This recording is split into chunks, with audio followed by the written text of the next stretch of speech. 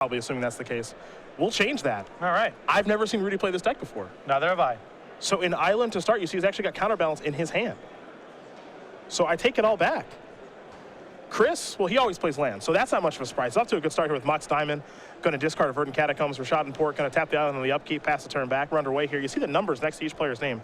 Number 7 here for Rudy Briksza. Number 12 here for Chris Anderson. And this is notable. This is notable here because for Chris, he's on the outside looking in. Rudy, he's locked into the Players' Championship at this point.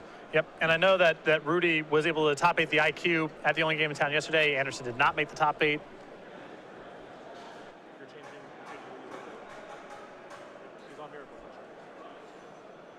Here's a gamble from Chris.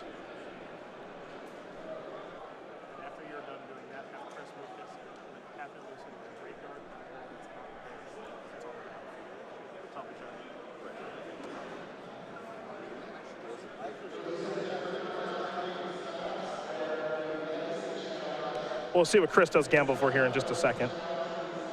I imagine loam, but you know, other things can happen because it's not as straightforward as it used to be in this particular build of lands where crop rotation is an option. Dark Depths, Thespian Stage, those are all options here. What's going to bite the dust? Taiga does. That's a Thespian Stage. Pass the turn back. Will there be a port activation here from Anderson?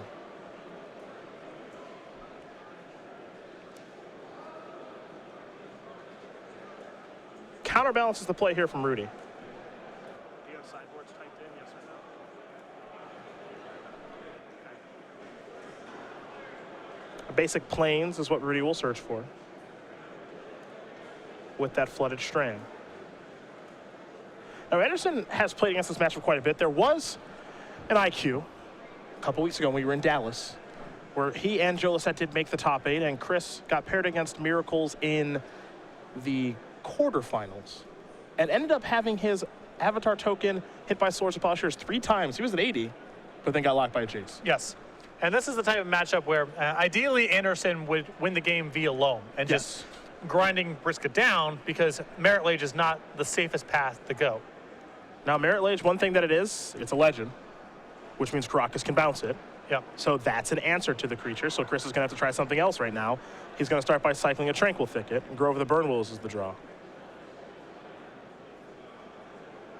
What's next? Looks like it's just going to be tap something with Port. Here's Vendilion Click. Rudy's going to target himself with the 3-1. Terminus to the bottom. New card coming. Terminus not great in this matchup. And Rudy now on the hunt for Divine Top because if he can pair Divine Top with a 2-cost card on the top of his deck, that locks out Loam, and then things become very problematic for Chris.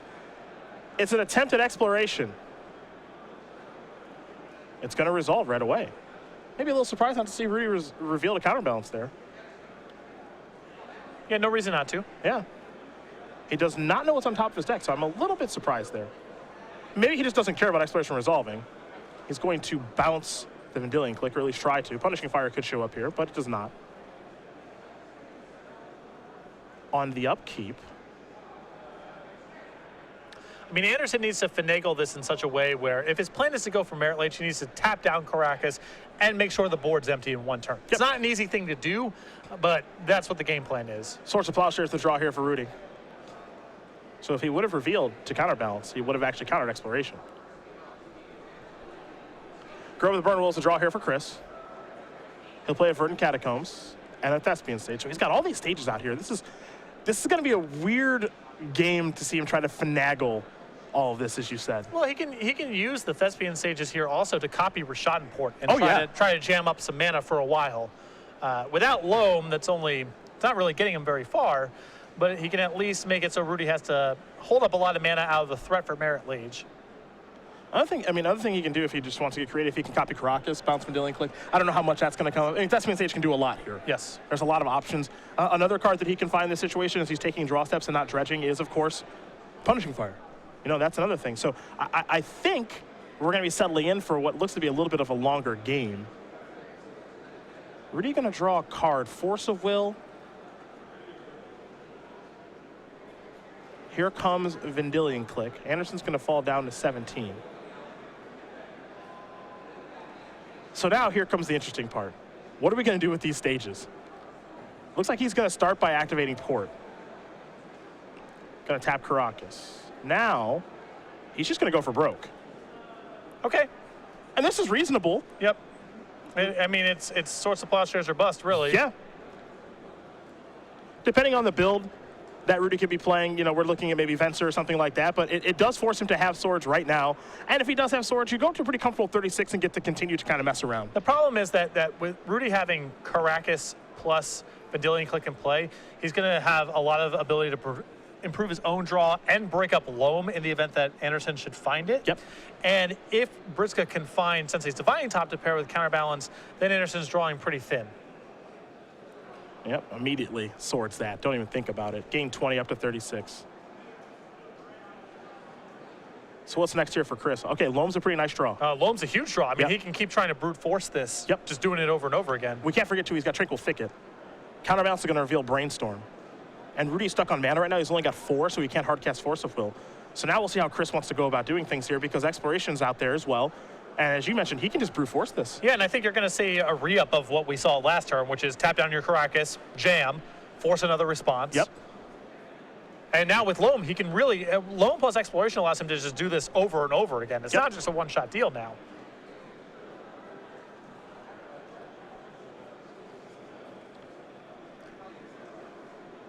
Depths plus stage back out there. Brainstorm's the draw. Brainstorm is where Rudy will start. Will Chris make a move? No real reason to do it now. He wants to do everything at the end step. Force of Will, J, Snapcaster Mage. Snapcaster is another swords. Yep.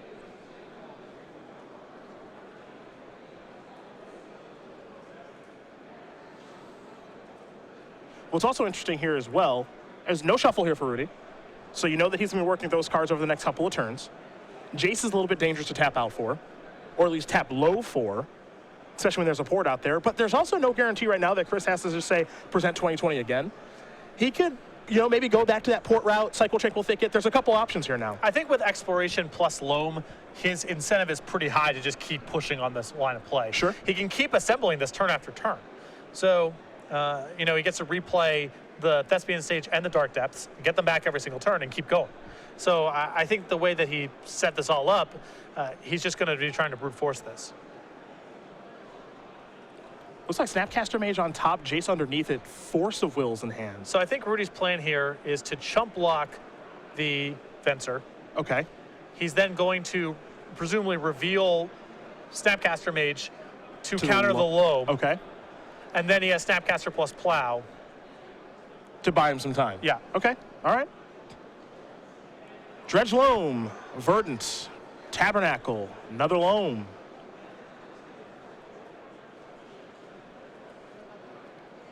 I mean, the risk with this play is if Anderson were to dredge over Punishing Fire, it's a disaster. Still got a 2 on top. So, yes. Okay. so he's he's still got the okay, 2. yeah. Yep. All right. So he's got that covered. Here's Loam. Make him announce his targets first. And Rudy can already tell. Yeah, he's just going to turn over his 2. It's Snapcaster Mage. Yep, serve. That's dead.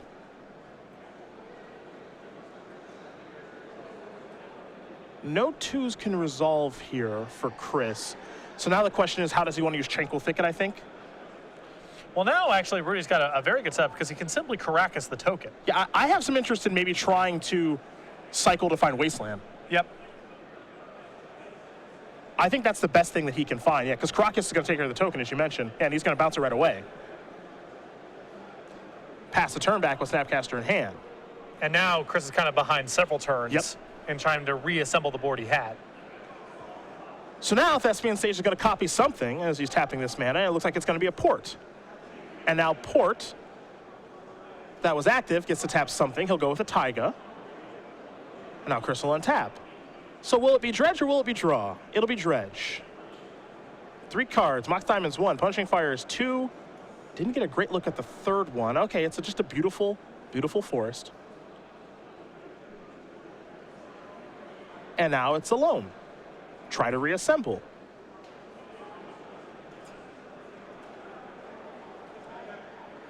And now this is a matchup here where both sides feel like it's close. Yeah. If you talk to Miracles players, you talk to Lance players, they both feel like it's very, very close. Yeah. Rudy is barely hanging on in some respects, but he's also not that far away from shutting the door. Yep. Force of will. Removing, I believe, force of will. However, Chris has the cycler in his hand, so he can say, all right, I'll cycle Tranquil Thicket, I'll dredge Loam. Here's Punishing Fire 1, Maze of Ith is 2, Mana Bond is 3, get back my Loam, recast my Loam. Keep in mind he hasn't played a land yet this turn. And I think he's got enough mana that if this resolves, he can represent.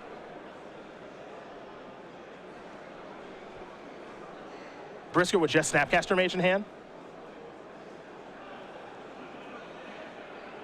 Snap into Brainstorm. Take a look at the top couple.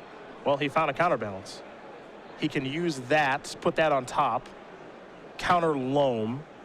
Has Jace in hand. So he'll draw in a second. Well, this is now an excellent setup here for Briksza. Yep. As he can play Jace, Brainstorm, put counterbalance on top. And just keep this going. Yeah. So here is Jace. And have Caracas ready. Yeah. It's a very good setup here for Briksza. Another Swords, a Terminus, and a Brainstorm. Now, those are great cards to find right now, too. There's some flexibility here. Yeah.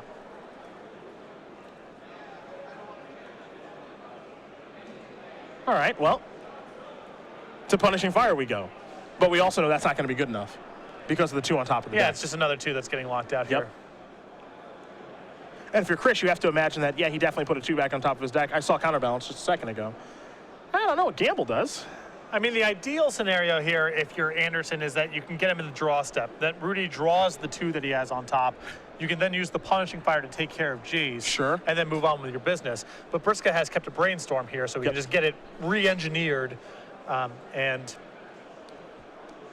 the thing that Chris can do is Chris can keep doing it during the draw step. Yeah, he can keep fighting it. Yeah, he can keep, like, the Brainstorm is a temporary reprieve. Yeah.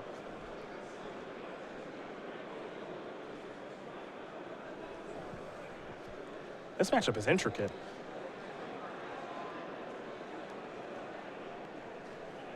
He's going to try to gamble, maybe. Oh, he's just going to get back Punishing Fire. Okay.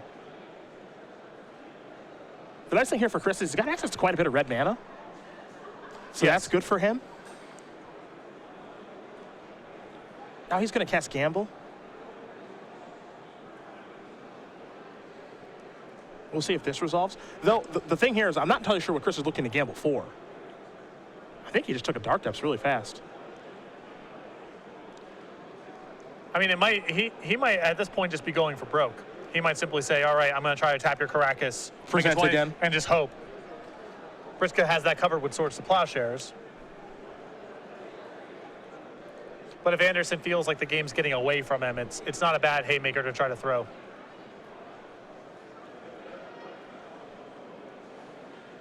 Middle card, Punishing Fire down. You lose nothing. Depths. Yep, he's just going to continue to try. He's just going to continue to present. Yep. That looks to be the plan. Here's a Brainstorm. Terminus, Jace, Scalding Tarn. Looks like Terminus and Counterbalance going to go on top.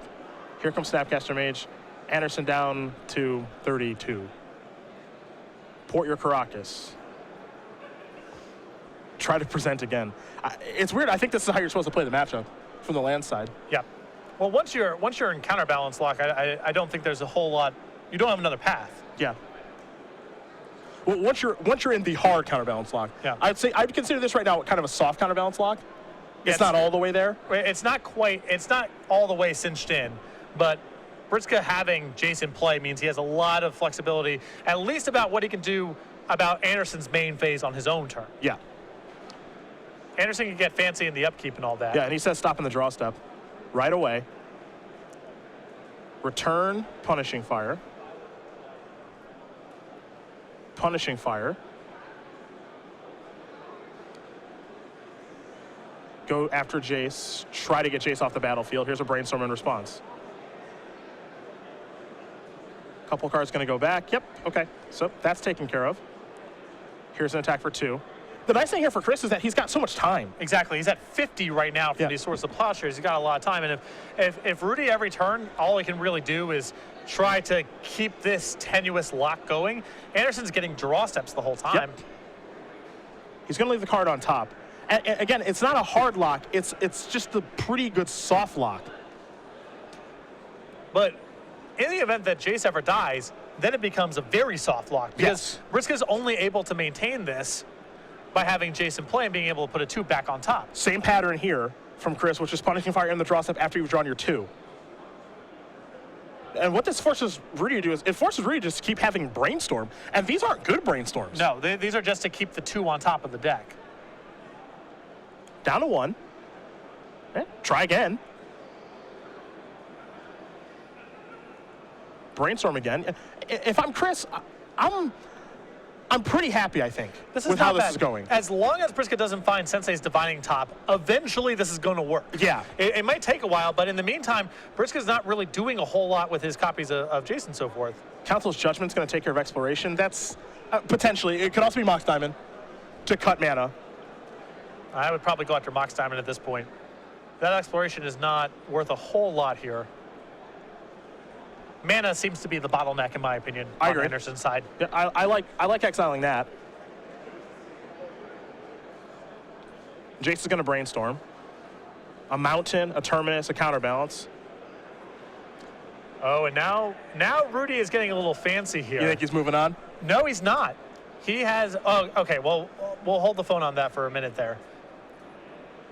I thought that Rudy was getting to a point here where he was going to leave the 2 as the second card down in the sequence because Anderson's been stopping him in the draw step. Sure. So what he wants to do is just draw a card. Anderson will stop him. Rudy goes, okay, there's a 2 on top. Yep.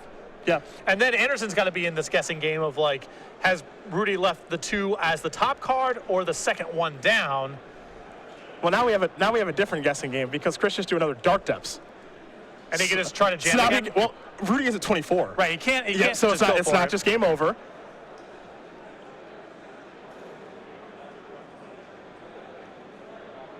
In for 2. You saw Chris not pause on the upkeep. Yep. He let him draw what he believes is the 2-mana spell, but take a look at Rudy's hand. The 2's down. Or maybe not. Maybe Anderson's believes that Rudy has now moved and has put the 2 as the second card. Yep.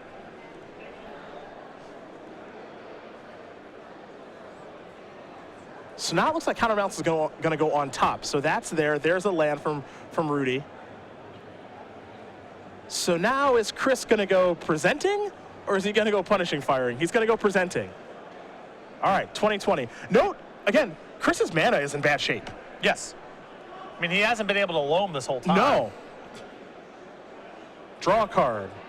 Grove of the Burn Willows. It's odd, this entire game that we've watched, he hasn't found Wasteland. It's true. And he actually needs Wasteland to get Crocs on the battlefield. Croc is typically not this good against lands.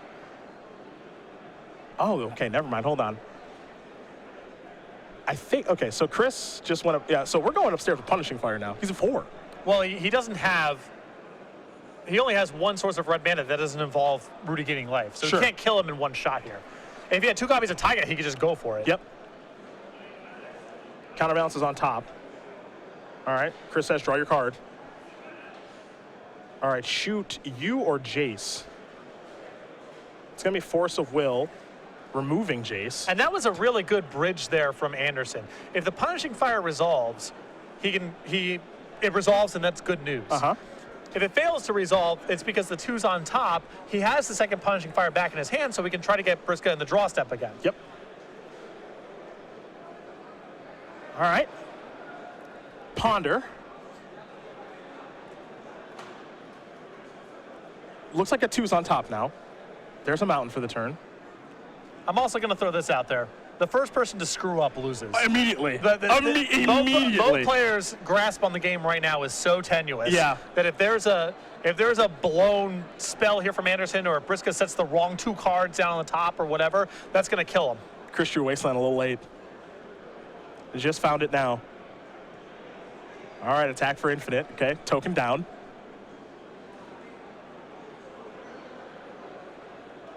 Pass.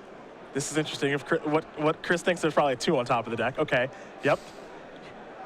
One could say he guessed right. Now Rudy's got second. Yeah, there's the cue. He says, yeah. All right, I got a sack. Go down to 4. Yep.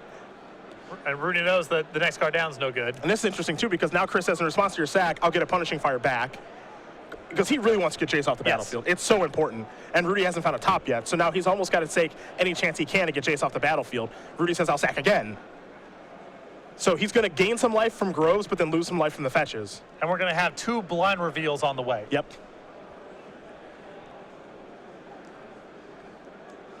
Because if Jace leaves the table, Rudy has very little going on. Confirm Rudy's life total because he's gaining life from Grove and losing life from fetches. Jace is the random flip. And now this is funny. Now Anderson might say, all right, I'll just deal to you. I guess he wants to make sure he gets the Jace off the table. Sure. There's an argument there. Once Rudy has a replacement Jace, you might as well just hit for 2. The 6 can't be correct because he's sacking fetch lands and gaining life from Grove.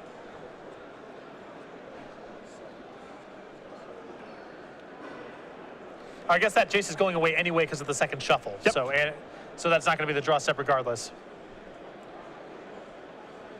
So step 1 there for Anderson. That's a big one. He's done it. Jace is removed from the table. Briksza's hand is nonsense. It's just 3 lands and another copy of Counterbalance. And he's drawing an island. He has no way to shuffle. Rudy down to 3 from the fetches. Because he's not gaining life in those exchanges. He's sacking fetches and then Grove, so it's keeping him net neutral. Right. And sacking a fetch is risky business. All right, shrug, shoulder shrug, go to 2. Get an island.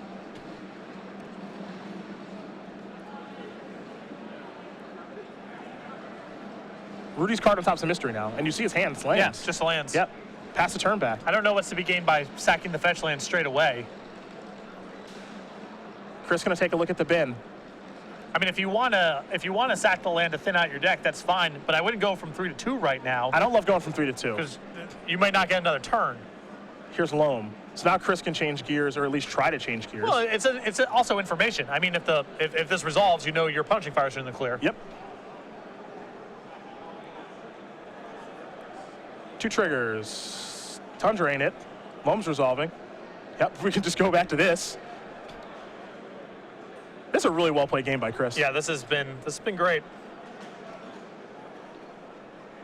If you're going to play this deck, you have to know how to beat Miracles. Yep. You just don't have a choice. You have to know how to go through this. He's going to dredge away. Dark Depths, Crop Rotation, Mox Diamond. Going to get back. Loam should go to the grip, I believe. There we go. It can get a little bit confusing at times. Going to give Rudy a life. I also just like right now, because he's under no pressure, he's at 42. He knows the top card of his opponent's deck. He probably has an idea of what's in Rudy's hand as well. And Rudy has no fetches to just say, I'm going to resculpt. Yep. Get some lands again. Yeah, there's an argument here to just kind of go for broke with the punishing fires, try to do everything in one turn. But Anderson doesn't need to do that. Rudy's hand's probably pretty soft from what's been going on. You know the top card of his deck is also nothing. So you can try to just brute force it like you've been doing the last couple turns. And if the shields are ever down, you go ahead and try to go for punishing fire. And you have Wasteland for Caracas finally. Yeah, he's got a lot of directions to take this game now. You know your opponent's drawing a Tundra. That was Rudy's draw for the turn. He played an Air to Mesa to be able to give himself a new look with Counterbalance. Punishing Fire was the draw here for Chris. He'll play a Dark Depths, 10 counters there. That's land 1. He gets the opportunity at land number 2 with another Thespian stage. Pass the turn back. Nothing here for Chris. Rudy will draw Swords to Plowshares.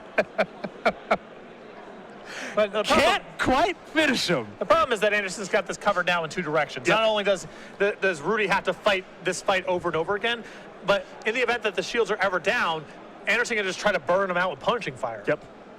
He's going to fire 1 punishing fire off right now. Triggers here from Counterbalance. 1 is an Entreat the Angels. And part of the reason to do this is just for information. If this is going to resolve, then he can go ahead and go for the kill if something weird should happen. Grove is going to return some punishing fires. Rudy's going to gain some life off of this, of course. Chris will try to attack for lethal again after drawing a card for the turn.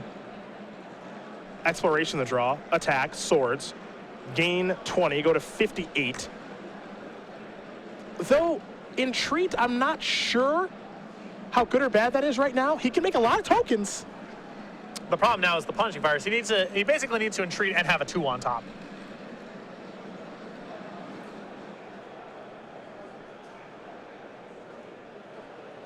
Because a lot of these lands are groves. So he's got 2 punishing fires, then he can put them down to 3 up to 4 Down to 2, so it's going to take over the course 2 turns. It's a slow way to do it. Yeah, it's a way, Yeah. but it's definitely slow.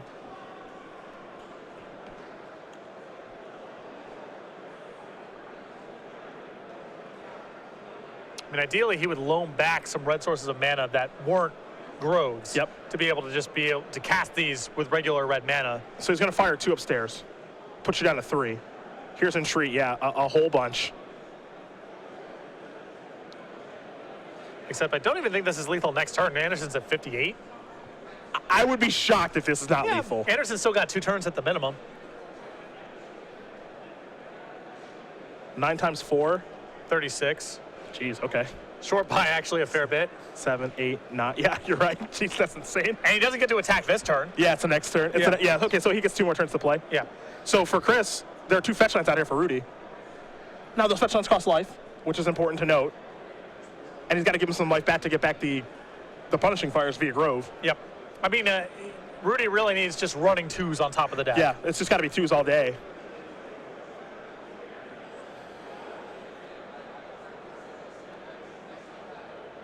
I think they're just going to make sure life totals are good and all that stuff. He also wants to know what he's working with in the graveyard and maybe how many 2s you have access to, all that stuff. Take a look at the clock. It hasn't been a quick first game. It's been a slow one. Chris is going to get back a punishing fire. He'll draw for the turn. Crop rotation. No idea how that plays into things. I mean, even crop rotating something into a tiger right now is pretty good. Triggers. Pyroblast. Sack go to 3. Chris says hold. So if he punishing fires again, Rudy has to sack in response again. And then if the top card isn't a 2, that's it's game. over. Yep. Right. Was he even have a land to find? He's out. That's unusual.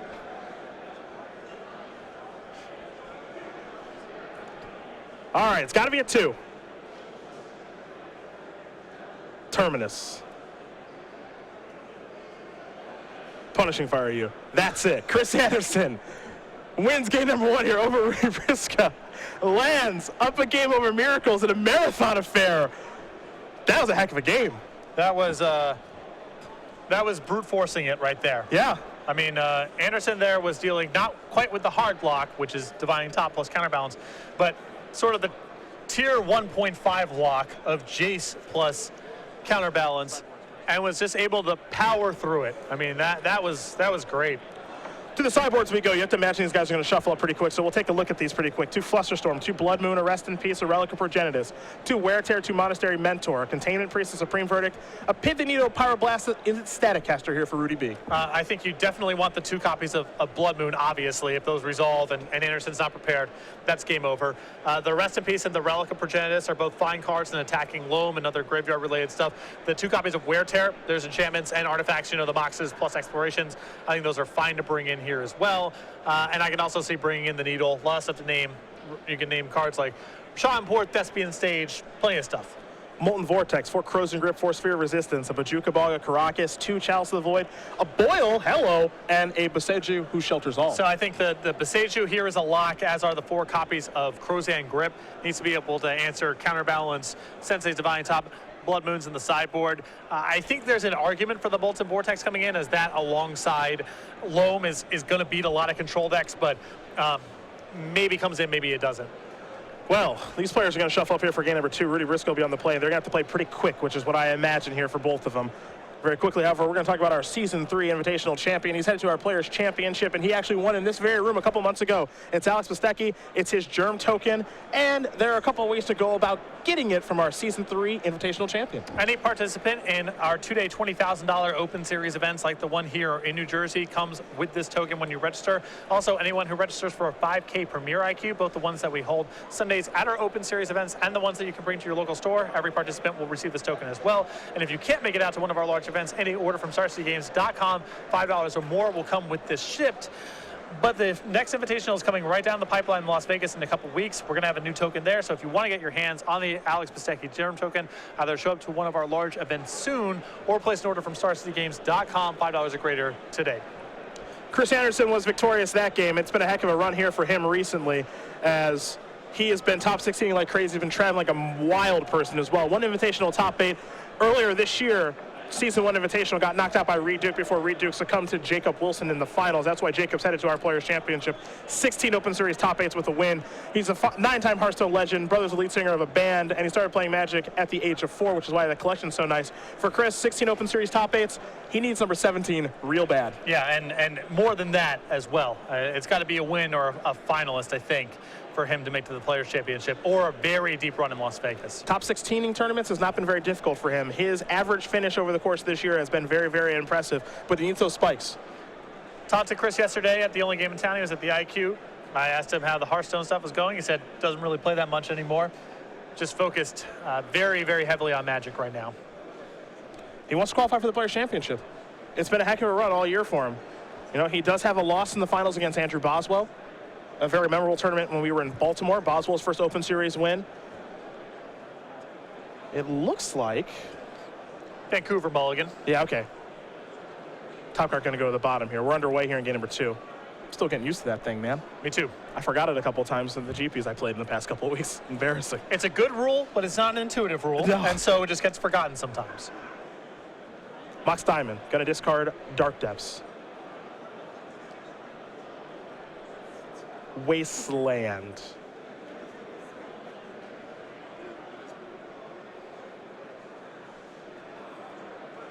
Destroy the Taiga. Excuse me, destroy the Tundra. Here's a Brainstorm. Pithing Needle among the cards Rudy has found.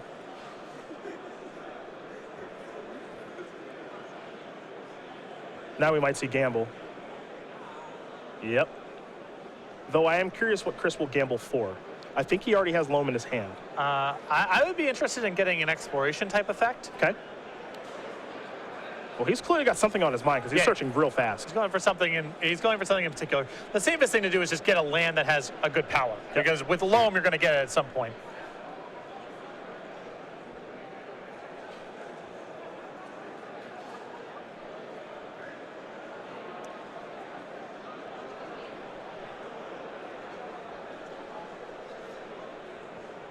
We'll see what he discards here in just a moment at random.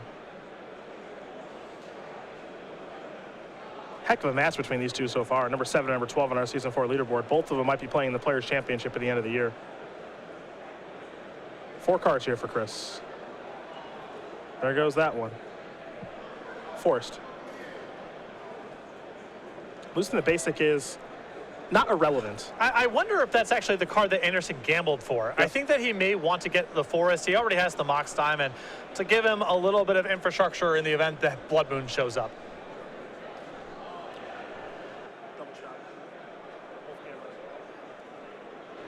Looks like Rudy has a question for a judge here, so gonna take a moment as Gamble is done resolving. Chris waiting patiently, currently up a game. So assuming that Anderson has access to his graveyard here, his setup's pretty good. You could go for an exploration type effect here to speed it up some, but Loam with some stuff to do is not a bad start. Pithing Needle. We'll see what this names. We'll get confirmation here in just a moment. Gonna name Thespian Stage. That'll lock off the Dark Depths, at least for now. Here's a Loam. Now the one thing Chris does not have yet is a Mana Bond or Exploration, so he's playing fair with Loam right now. And it's probably not going to be happening for a while. With Loam going, I think he's heavily incentivized just to keep dredging for a while, which is powerful, but it does mean that getting the Mana Bond Exploration type effect into play is unlikely to happen. He's taking a draw step. He picked up a copy of Crows and Grip. Beseiju, Who Shelters All, is the land. I mean, here is Brainstorm. This is a really good setup here for Anderson. His hand's a little bit on the slow side right now, but Beseiju alongside, his Crozan Grip and his basic land, he's got Blood Moon covered. He can get out of the lock should it show up. It's a good start. Yep. You would like to have a little bit more explosion mana-wise and some mana denial elements, but Anderson is well situated against Briksza's potential sideboard cards, at least. And it's also a minor thing, too, but his Loams are always going to resolve if he wants them to. Yeah.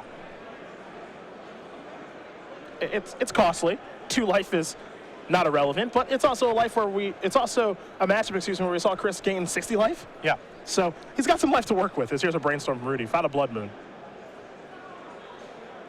Chris well covered against that, though. Couple cards going to go back on top for Rudy. And all because Anderson took that draw step. Yeah. I mean, he didn't have grip in hand.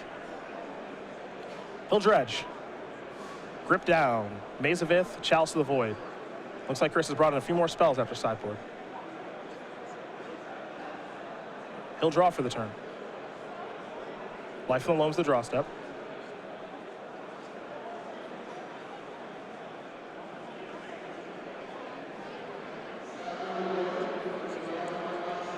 This is Life of the Loam.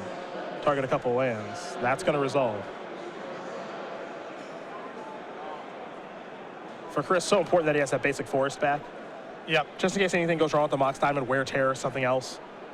Really nice to have that be available.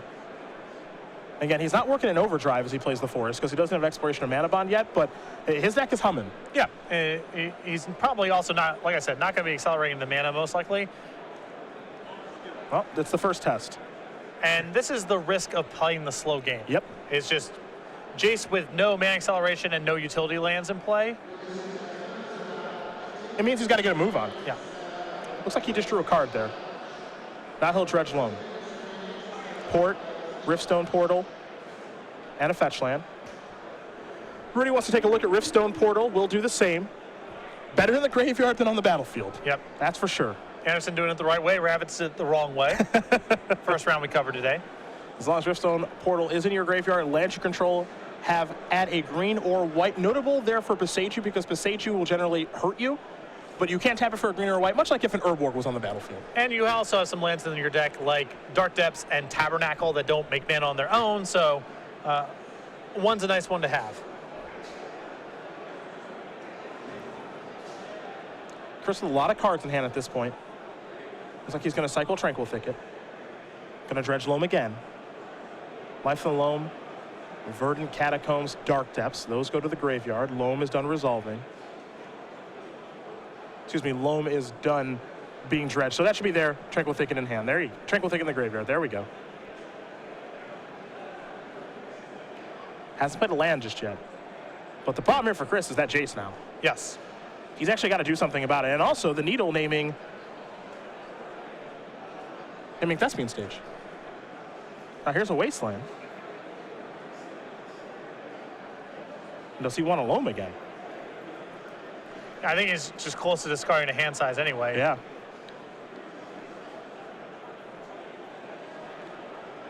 He's just going to discard Loam, say go. Yeah, I think he might have been better served just playing the port that turn. Sure. Not a huge deal, most likely, but... Arid Mesa. Rudy going to sacrifice that. You have to imagine going to go find a red source, looking to cast a Blood Moon here. He's got all basics on the battlefield. But as we know, Blood Moon not going to be very good right now. Yeah. It's as good as Chris allows it to be. Well, it means that the Crozan Grip has to go on this instead of the Needle. Correct. So that's a win for Rudy, even though the Blood Moon isn't lights out. Now, I do wonder how Chris sideboard here, because we saw Chalice, we know Crozan Grips in the deck. I don't know if he has Punishing Fire left. I have to imagine he's got at least one copy, maybe two. Yeah, when you're dredging a bunch, it's kind of free to bring in and or to keep in the deck rather. And with Jason, Dealing Click, and Snapcaster Mage on the other side of the table, you want to be able to answer some stuff. I'd be surprised if he had the full amount, but I would also be surprised if he had zero. Mox Diamond, Exploration, Rashad, and Port go to the graveyard from the dredge.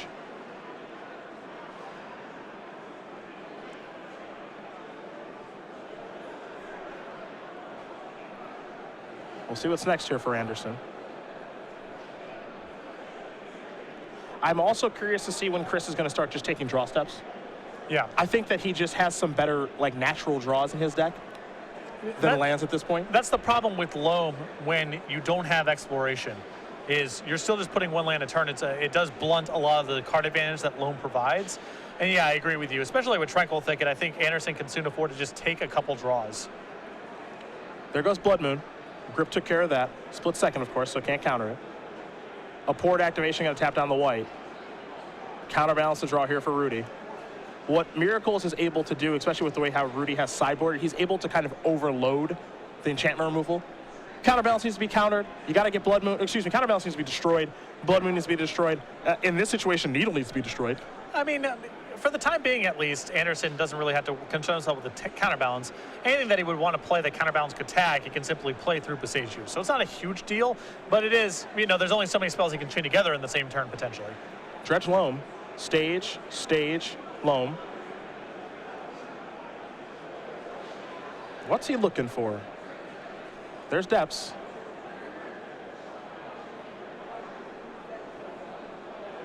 Manual's going to be too slow.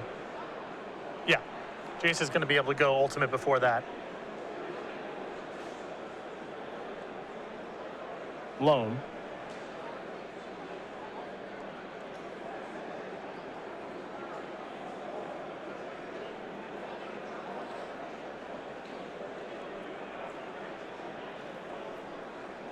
Gonna get back Port, Tranquil Thicket, another land. Cycle. It feels like to me he's got Punishing Fires in his deck if he's dredging this aggressively. I agree. There's Grove.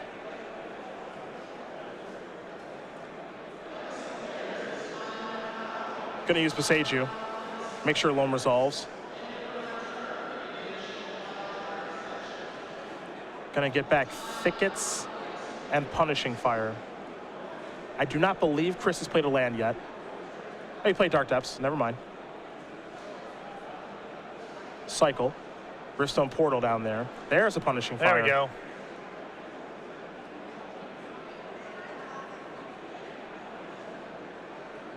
Might have to discard.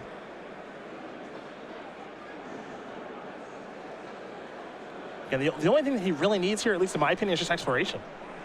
I feel like he just needs to get some more lands out there. Well, to me, he has to start taking draw steps to do that. Yep. And he may prefer to just use the dredges to try to find more Punishing Fires, because once he wears down the Jaces, he's got a lot of breathing space. Monastery Mentor, I believe, the draw here for Rudy. Take a look at the top card. He's going to Fate Seal himself. Jace is up to 11. Yeah, no value in really Fate Sealing Anderson at this point, because Anderson's going to be dredging a bunch. Yep. There's Mentor.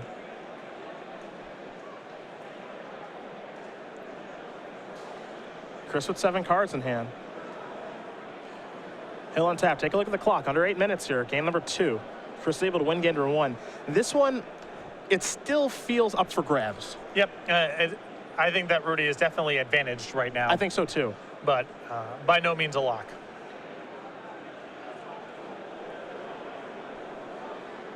And it's just the lack of exploration effect. His hand's just a lot of lands. If he got them all on the battlefield, it would win. Wow. I don't mind this from Chris. I mean, he asked the judge how much time is left. If he keeps banging his head against the wall there, he's a huge dog to win. It's going to consume most of the time on the clock, most likely. Chris's deck can definitely win inside of 7 minutes. Do you think there's no chance at a 101 win there? No, I think that Jace is going to win the game probably before that, or Monastery Mentor is going to win the game before that. Okay. Because he picked it up pretty fast there. Yeah. Okay. I don't know if he's going to go back to the drawing board or not as far as Sideboard is concerned. We're under 7 minutes here now. And we will, of course, make sure that time is accurate with our table spotter there. So we want to make sure that's correct. But I understand the reason behind the concession. If he doesn't think he can kind of slog through that and get a 101 win, he can definitely win, as you mentioned, in 6 minutes. I mean, we saw Ravitz win a game with this deck on turn 3. It's true. It's true. All right. Chris is going to keep. Rudy's going to keep. We're underway right away. And it's very challenging for Rudy's deck to win inside of 6 minutes. That's definitely true. Mox Diamond. Discard Wasteland. Thespian Stage. Chalice on 1. That locks out Top. That locks out Needle, Brainstorm, Ponder. Source to Plowshares. Now locks out a couple of Chris's cards too. Yep. Exploration Mana Bond. Here's a Counterbalance. And Chris's hand is a little goofy right now. You saw him miss a land. Yeah. He'll draw a card. Wasteland. It's okay. It's mana. Yeah. I mean, the problem is the rest of Chris's hand is pretty bad. It is pretty bad. Keep in mind the other card that gets locked out here for Chris is kind of an instant win card in Crop Rotation. Yep. That's out too. Here's another Chalice on 1. That locks out the Swords of Plowshares that Rudy's going to draw. Arid Mesa, second Counterbalance, pass the turn back. If you're Chris, you draw Dark Depths, you probably win. Now, Rudy does have Karakas in hand, but Chris has Wasteland on the battlefield. There's Plains, pass, Punishing Fire you, check, Force of will. Sack. Aggressively. Maybe basic mountain. This doesn't feel worth the fight to me. No, it doesn't to me either. The fetch lands with 2 counterbalances in play are so valuable, and I'm not really inclined to try to counter this. What was on top of the deck? A Force of will. Okay, maybe he just wants a different card. Yeah, if he's going to shuffle anyway, I suppose it's fine. The reveal here is Tundra. Punishing Fire is going to resolve. Get it back with Grow. Quickly untap and draw. Exploration. That's going to get countered from the... Slow down. That gets countered from his own chalices. He almost cast it. Okay. How about a 4/4?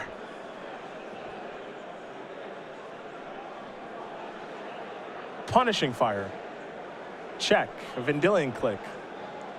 All right. See you later, Angel.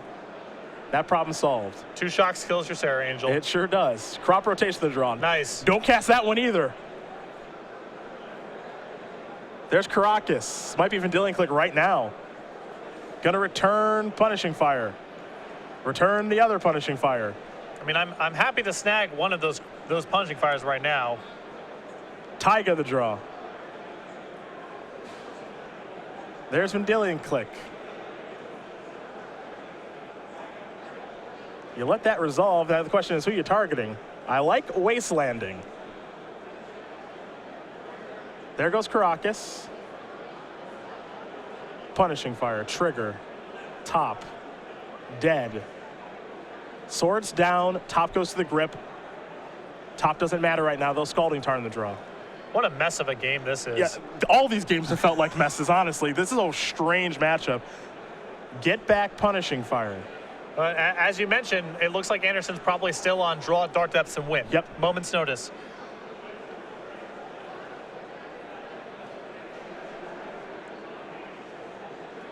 Time for Chris to draw. There it is. Pass the turn back.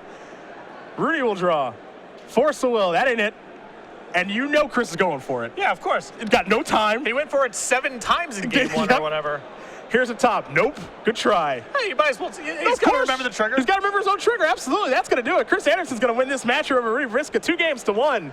The Landsman here is 5-0 in New Jersey. That's a big win for Chris especially. He needs a top 8 in this tournament real bad, here or Denver, to get him into the thick of things, and he's off to a great start. And any loss you can give to someone else that's in the thick of things is even better. Yeah, you don't want to give. You want to get the loss to Rudy. Yeah, yesterday, Todd Anderson lost playing for top 8 in the IQ to Rudy, and Todd was stung just as much about Rudy winning as he was about him losing because of all the points and how much that matters. So